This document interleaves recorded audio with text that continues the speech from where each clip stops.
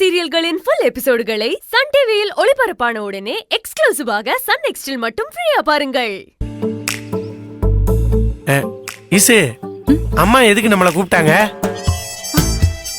அடடா, சின்னையா விடாப்புடியா கேக்குறாரே, இவர்கிட்ட எப்படி சொல்றது?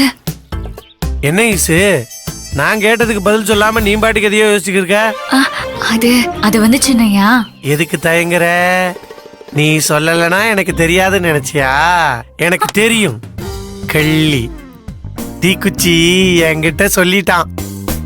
அவன் தான் சொல்லிட்டான்ல, அப்புறம் ஏன் என்கிட்ட கேக்குறீங்க? என்ன சின்னையா? தீக்குச்சி சொன்னதுல எனக்கு ஒரு சந்தேகம். சந்தேகமா? ஆமா ஈஸ்வரி, அந்த சந்தேகத்தை நீதான் தீர்த்து வைக்கணும். ஐயோ சின்னையா, அதெல்லாம் போய் என்கிட்ட கேட்டுக்கிட்டு போங்க. என்ன ஈசு, நீ எப்படி சொன்னா என்ன அர்த்தம்? நான் உன்கிட்ட கேட்காம வேற யார்கிட்ட கேட்க முடியும்? வேற யார்கிட்ட இதை கேட்கலாம்? சரி விடு, நான் அம்மாட்டியே போய் கேட்டுக்கிறேன். இது ஒரு பெரிய விஷயமா? அம்மாட்ட போய் கேட்டா சொல்ல போறாங்க. ஏதாவது சந்தேகம்னா அம்மாட்ட போய் கேட்டா அவங்களே சொல்ல போறாங்க. என்ன சந்தேகம் உங்களுக்கு? அது ஒண்ணும் இல்ல ஈசு.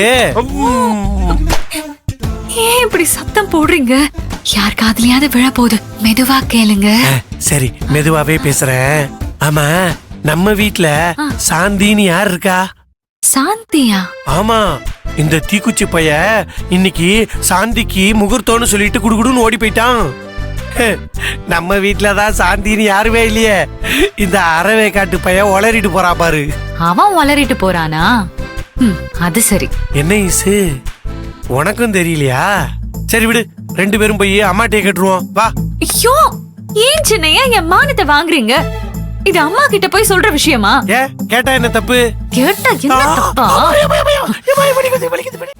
நம்ம வீட்ல எந்த சாந்திக்கும் முகூர்த்தம் இல்ல. பாலக்காட்டு பக்கத்திலே ஒரு அப்பாவி ராஜா, அவ சேலை கட்ட பார்த்தா போதும்.